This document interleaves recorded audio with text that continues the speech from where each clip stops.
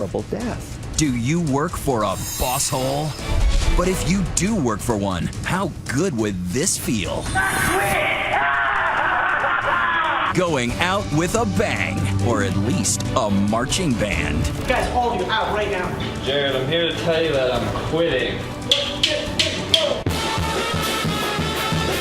We'll show you the right way and the fun way, and how someone did it live during the Super Bowl.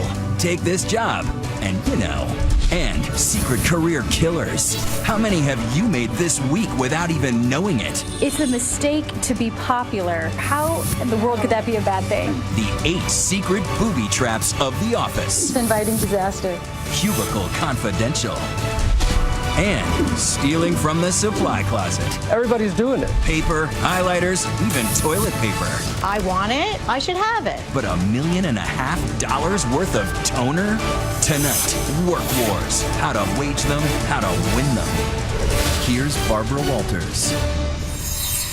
Good evening. It's everybody's fantasy to strike it rich by winning the lottery, to say those 2 words, I won, followed by 2 other words, I quit. Well, our Dan Harris has some pointers about quitting the right way, the wrong way, and certainly the noisiest way. All right, ready? This is an extraordinary workplace stunt. So I've worked in this hotel for 3.5 years. They treat us like here. What you are about to see may be the most in-your-face, gleeful resignation ever captured on video. I really hated my job.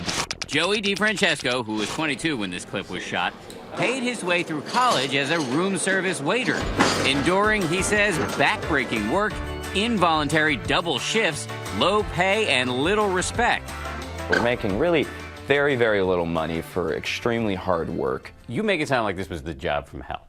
Yeah. So I knew I had to give them one big last send-off message. Which is how, after one particularly frustrating day, Joey found himself ushering the fellow members of his marching band, for which he normally plays tuba, through the employee entrance, and then anxiously waiting for his boss to arrive. I was very nervous. I think you can see in the video, I know I'm pacing back and forth. And finally, here comes the boss, right there on the left of your screen. Guys, what is this? Guys, all of you out right now. Jared, I'm here to tell you that I'm quitting.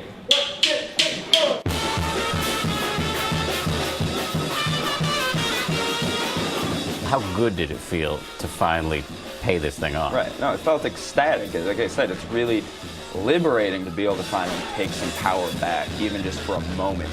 A very creative way to quit your job. Joey's resignation became an instant online sensation. Quit his hotel job on a sour note, so to speak. Guys, all of you out right now. With nearly 4 million views. I think what really resonates is that moment where I'm able to look into my boss's eyes and tell him off and tell him that I'm in control.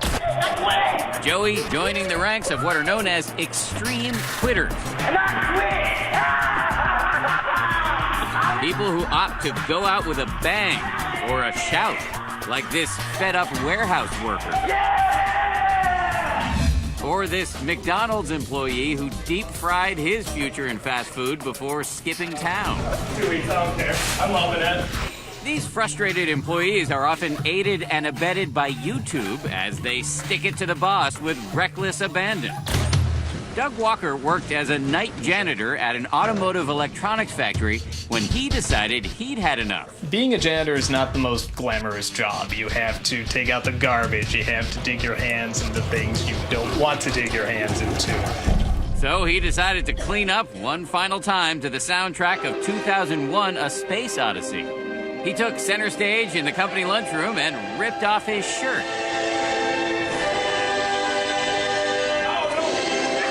I knew after I showed my nipples to everybody, I should probably leave. But not before one final victory lap. Some people were laughing, as you can see, and they're having a great time. I think they saw, oh, somebody got out.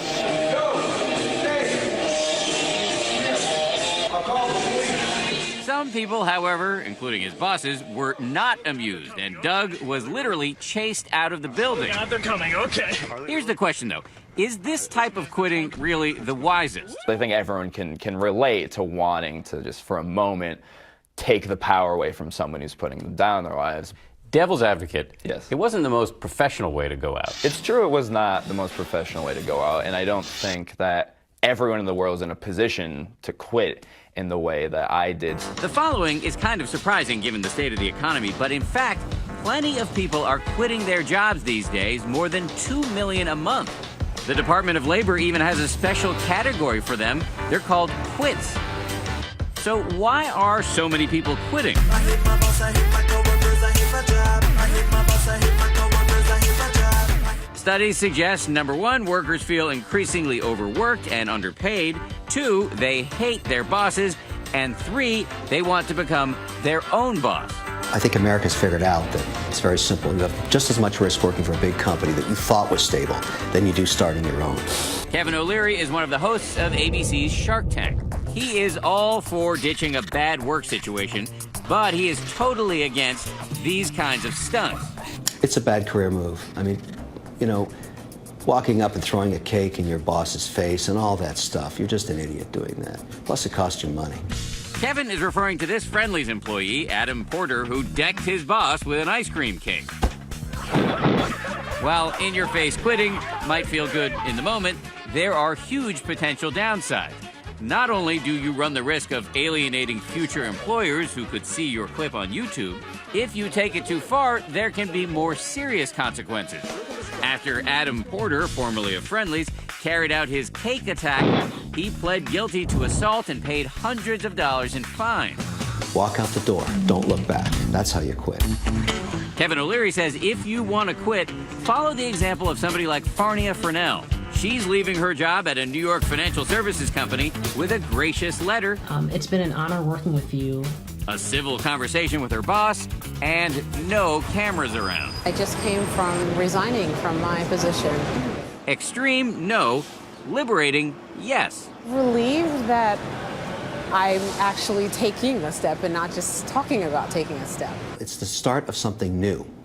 In some cases, the end of something bad, and a brand new door opens up. In Furnell's case, it led to the founding of her own consulting firm. But here's a surprise. Extreme quitting may not always be a career killer. Sometimes the best way to quit a job is also the best way to find a job. Doug Walker turned his quitting stunt into a new career as an internet comedian. So I was getting a lot of hits on YouTube, which started from the quitting video, and I've been working as an entertainer ever since. You'll die! Joey DeFrancesco landed on his feet as well. He's found a new job and he's started a website called Joey Quits, where hotel workers can share their own workplace problems. Other workers can see that they're not alone and that there are things they can do to fight back. Today, Joey's become a kind of modern-day Norma Ray. And his band, they are marching on too, recently playing a picket line outside of Joey's former employer. If you had this to do over again, would you do it again? Absolutely. I have no regrets. Maybe if everyone did quit like that, it would inspire them to treat people a little bit better. How have you quit a job in the past? Or what's your fantasy of how you would like to quit? We're on Twitter throughout tonight's program, and we want to know, but keep it civil. Tweet us using the hashtag ABC2020. We'll be right back. Coming up, wanna quit because you work for a boss hole? You think your boss is tough? I'll show you tough. Do you speak to your employees the way you treat the contestants on Shark Tank? I'm boot camp for the war they're going to go into. But wait till you hear who was an even bigger boss hole to him. He was vicious. Next.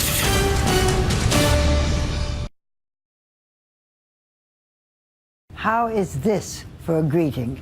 Welcome to hell. You just met the devil. And that's the friendly version from Shark Tank's very own Kevin O'Leary. You know, the one with the big mouth, big opinions, and very big success. So is the only way to get ahead in business by leaving a trail of blood in the water? Our Elizabeth Vargas sat down with the self-proclaimed Mr. Wonderful to find out. There's a reason people scream when they see a shark. It's the fear of the bite. You're pigs. Pigs get slaughtered. The next guy's gonna walk in here and get my money, and he'll get rich, but not you. Take the money, you crazy chickens. On Shark Tank, Kevin O'Leary is the bully in the proverbial black hat. It fits him to a T, and he knows it. What you see is what you get. I've forgotten about the sky already. Bring on the next deal. I'm here to make money. Well, people say I'm mean, but I really believe this. I tell the truth. I really tell the truth. Yeah, you tell it, but you tell it brutally. Well, what do you think happens in the real world? If you think I'm tough, I'm boot camp for the war they're going to go into when they try and run a business. But do you have to be so mean about it? You know, I've got a bad rap for that. I couldn't care less.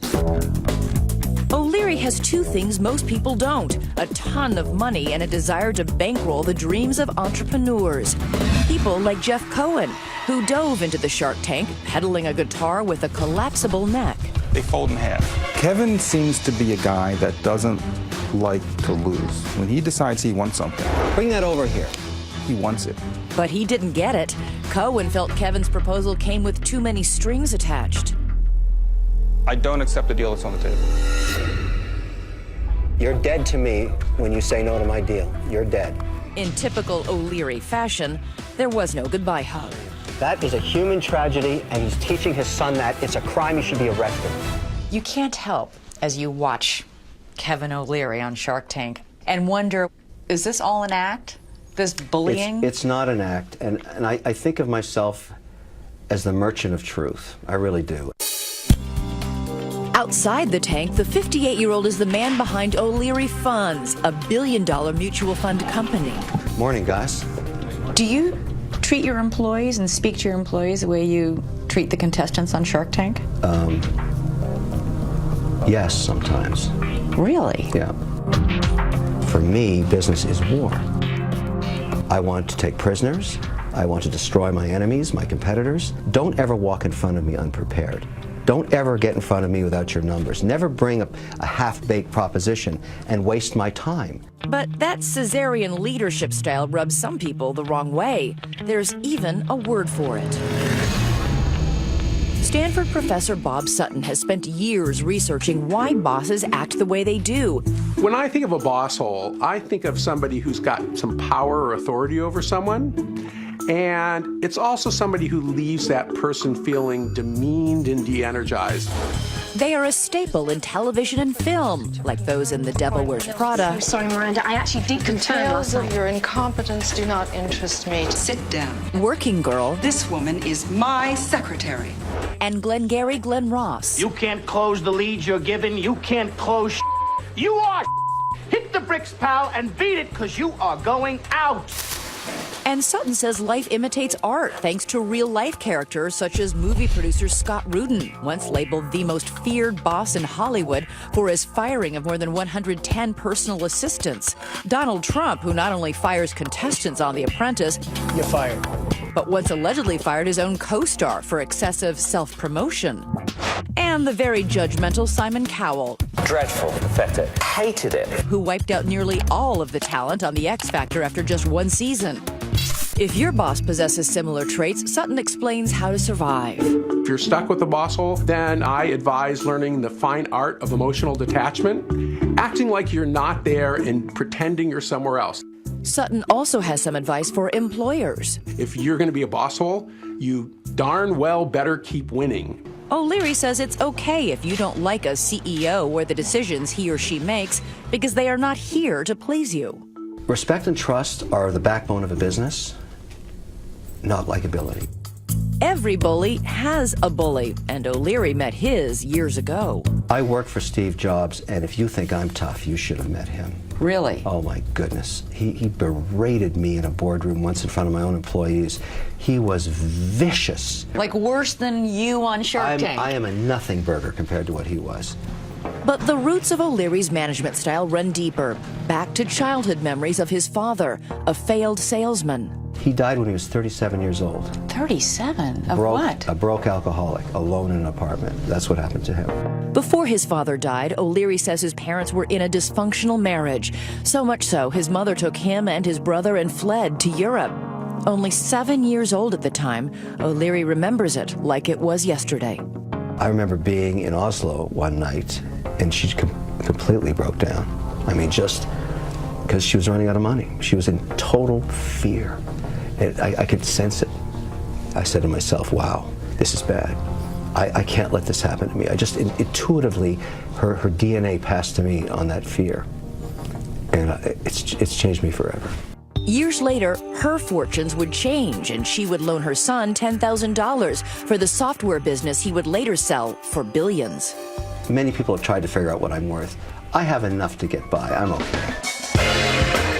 O'Leary has all the toys that come with success, the cars, the private jets, even a secret location that stores a private wine collection as massive as his ego.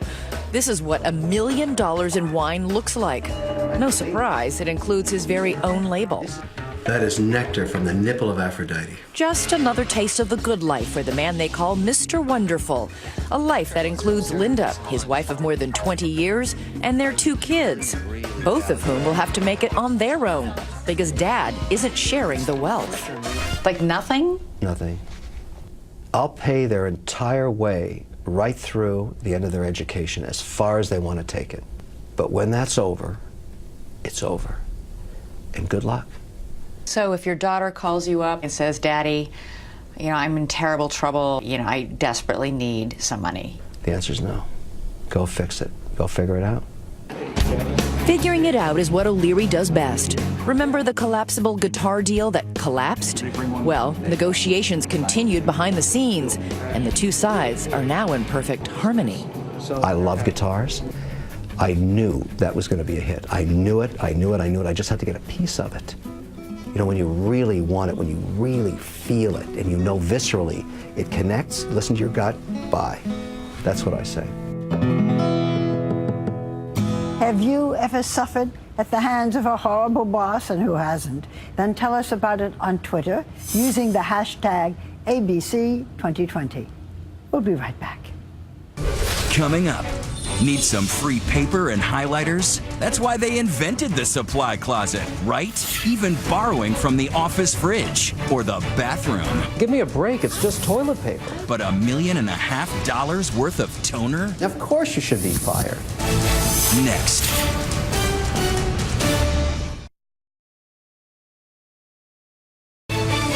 "2020 continues with Supply Closet Klepto.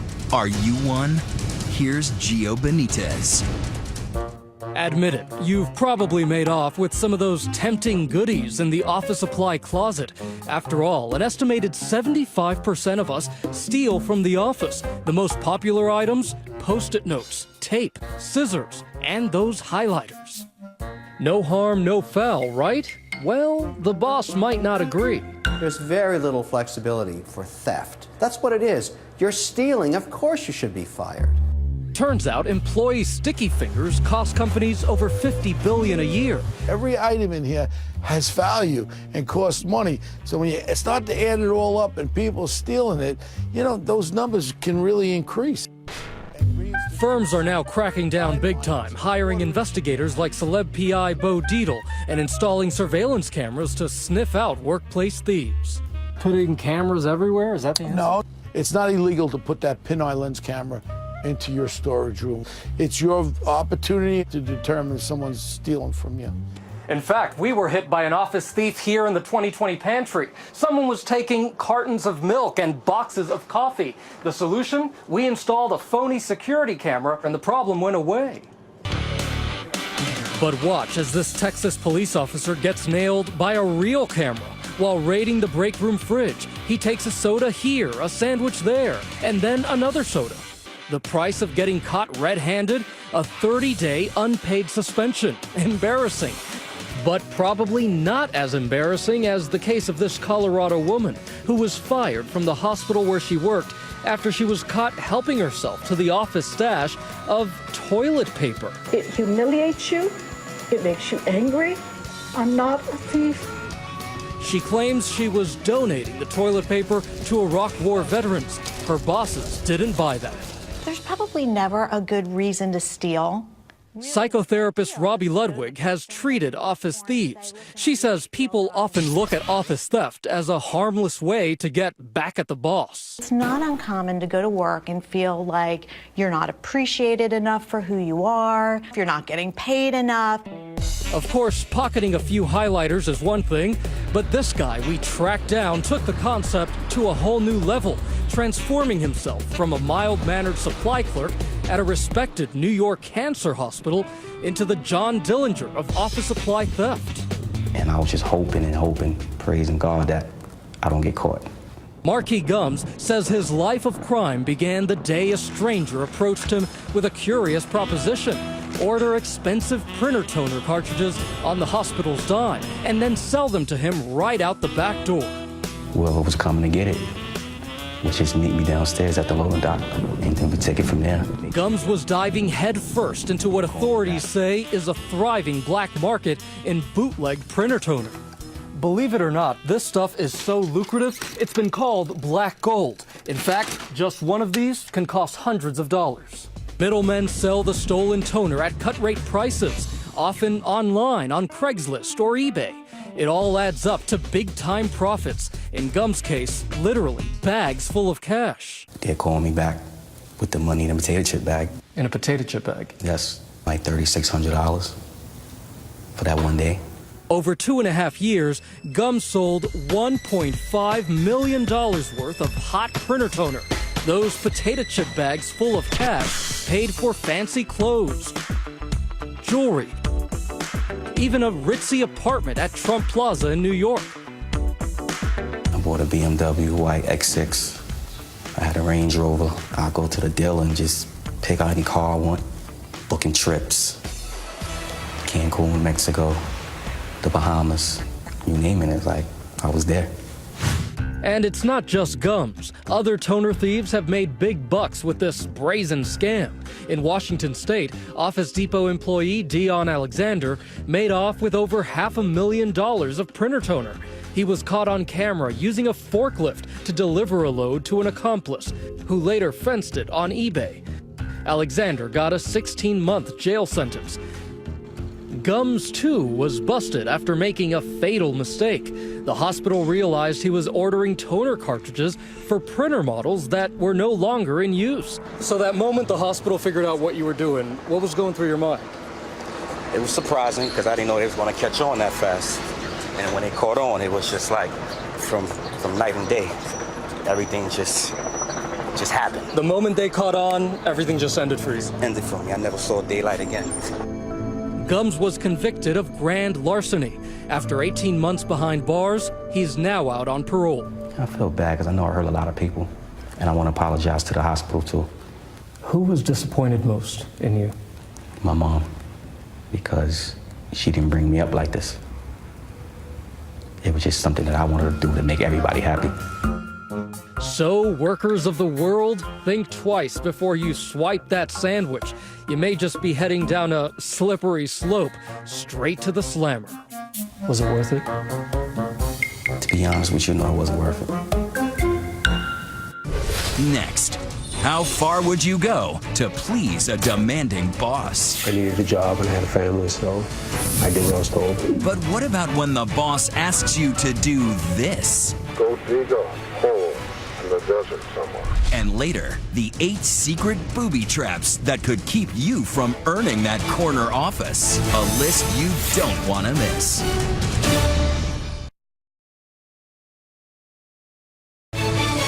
"2020 continues. Once again, Barbara Walters. How far would you go to please a demanding boss? Pick up their lunch, their dry cleaning, even do their kids' homework? But what if it required really getting your hands dirty by digging a grave?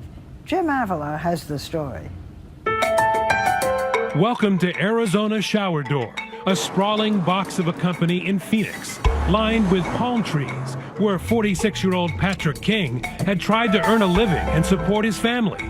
That is, until he got a call from his boss to meet him here in this bank parking lot for a special favor. That's Patrick's truck. Inside is Patrick and his boss, Fred Nadler, and this is their day-off conversation. What I need you to do super secrecy. Okay. Let's go dig a hole in the desert somewhere. Dig a hole in the desert? Sound odd, even suspicious? Not to Patrick. In fact, it was just the kind of thing he was expecting after 5 years of working for Nadler, a self-made millionaire and owner of Arizona Shower Door, whose corporate credo was as clear as the glass he peddled. This is my company, you work for me, and if you don't like it, there's the door. Was he serious? Oh, yeah. Patrick started out as a crane driver, but quickly became Fred's right-hand man. And what kind of boss was he? Ruthless. So ruthless that Patrick says he was working 85 to 90-hour weeks, but only being paid for 40. I missed my kids being born. I didn't take any time off. He made me come back to work 4 or 5 hours later. And if Patrick had any objections, he said Fred had a special way of reminding him who was boss. He made me carry a paycheck stub that said Fred B. Nadler on it. 2-3 times a week, I'd have to pull out a paycheck. And he goes, "Who signs your paycheck?" And I said, "Well, it says Fred B. Nadler, sir." He goes, "Are we clear?" And I said, "Crystal clear." And he wanted you to do whatever he said? Whatever, no matter what it was or what time of the day. Personal, private, business, anything? Everything. Including, he says, spying on his boss's wife. And he had me get a phone for his wife and put hidden GPS in it and track her 24 hours a day, 7 days a week. And I complained about a lot of the stuff there and not wanting to do it, but I needed a job and I had a family, so I did what I was told. But Patrick's connection with Fred's wife would reach far beyond her cell phone signal. Libby Nadler, like Patrick, was living in a prison of her own, under the thumb of a controlling husband, who she says ran the home just like his office. Everything was fine as long as I went along with it, with whatever he did. He would just tell me if I didn't like it, I could leave. Not all of their 18 years of marriage had been like that, of course. When he told me that he wanted to marry me, he told me that we were going to have a wonderful life. And it was. Trips, a nice home. They even adopted and raised 2 children together. But Fred, she says, always was clear about one thing. He didn't like to spend money. He only liked making it. In his mind, he thought that everything was his. He didn't want to share, not with me, not with anybody else, as long as he was alive. Which meant divorce would be a little tricky. That's when, according to Patrick, Fred's behavior took a twisted turn. He started dropping these little subtle hints and say stuff like, "It's getting me a lot of money for you." Coming from a boss who allegedly thought worker pay was optional, the promise of a big bonus seemed to Patrick a major red flag. Sure enough, 3 days later, my phone rings, caller ID, and it said Spike on it. And he goes, "We need to meet." Which brings us back to this parking lot. And as soon as I stopped here, he got up, started walking over. So he comes over, and as soon as he gets in, I hit record on this recorder. And I have it sitting right here, and I push record, and I set it right here on the ledge. We're sitting here talking. What I need is somebody I can trust. That's me. Let's go dig a hole in the desert somewhere. That's easy to do, especially in Arizona. That's right. You got to do it at such a time and a place that nobody can see you do it. He finally said, she filed for divorce. She's going to ruin the company. There's going to be 180 employees and families out of work. You're going to be the savior. You're going to save the company. I was just like, I didn't want to believe it. I will give you a bundle to put in that hole, okay? I'm not telling you what's going to be in the bundle. Be wrapped in a blanket or a sheet or something. Okay. And just keep quiet. So that's easy the rest of your life. He pulls out a stack of money wrapped in a yellow band, $1,000. I'm going, just for showing up, I'm taking care of you, and he throws it at me. So this man who never gave you anything, maybe $20, gives you $1,000 all of a sudden. And Fred, he says, promised more. $10K every year that Patrick stayed with the company and kept his trap shut. That Patrick could not do. Instead, this loyal worker had enough, immediately going to police and handing over that tape. Fred was arrested that evening, Libby watching as he was handcuffed and taken away from their house. The detective said, "Your husband was going to kill you." I told the police that's not true. No, I didn't believe it. When did it sink into you? That question is very hard because I still I still can't believe it. Sometimes you don't realize it when you are with a controlling person what the outcome would be. Patrick foiled all this.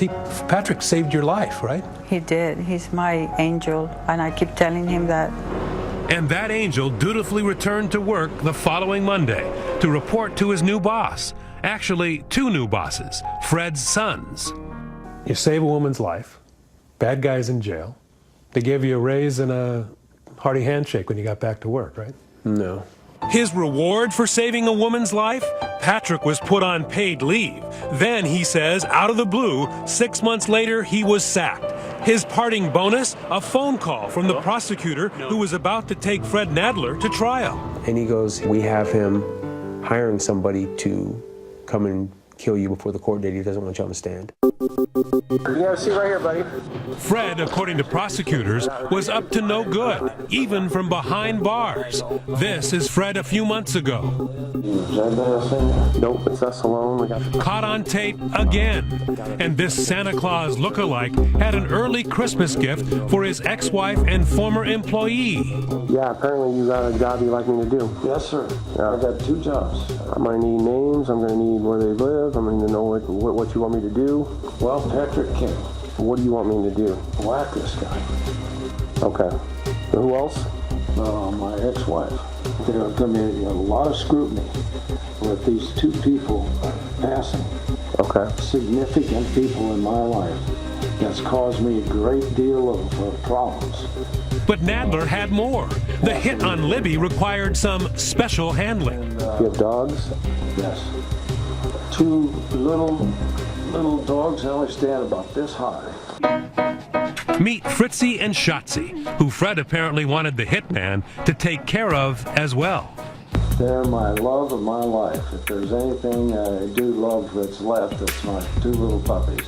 So I just like to make sure if it's a day or 2 before somebody finds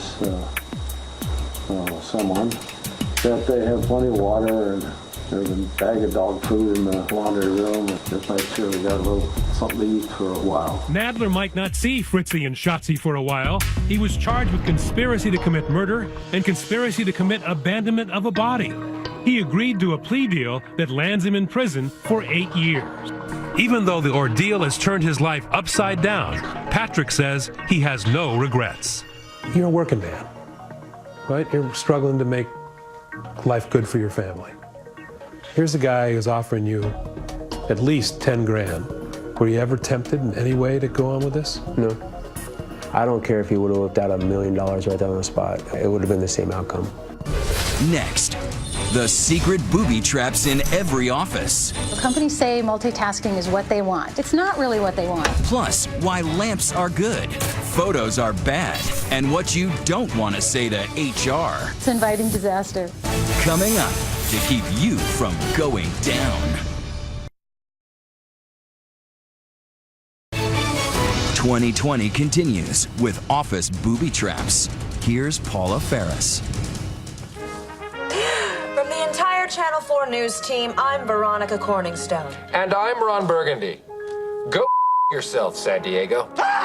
To avoid the dreaded pink slip, it's easy to avoid the obvious slip-ups. Well, obvious to most of us. Nice work, everyone. Sharp broadcast. Just like Ron Burgundy, I gotta fire you. this anchorman's now infamous first-day F-bomb had a predictable outcome. Tell us a little bit about yourself, AJ. Oh, I know. He was fired. But while some career killers are crystal clear, the workplace is rife with hidden do's and don'ts.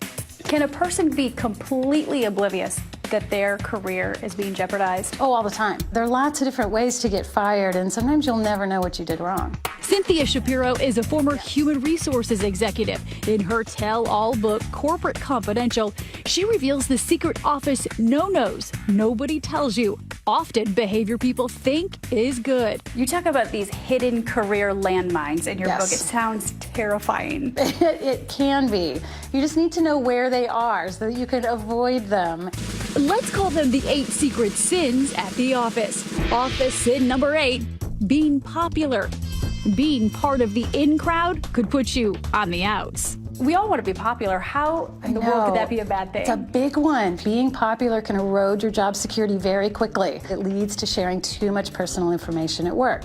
I've sat in meetings where the CEO said, I heard this person's going through a nasty divorce. Let's not promote them. Friendships, need to be very strategically crafted. Doesn't sound like much of a friendship. It is more of an alliance.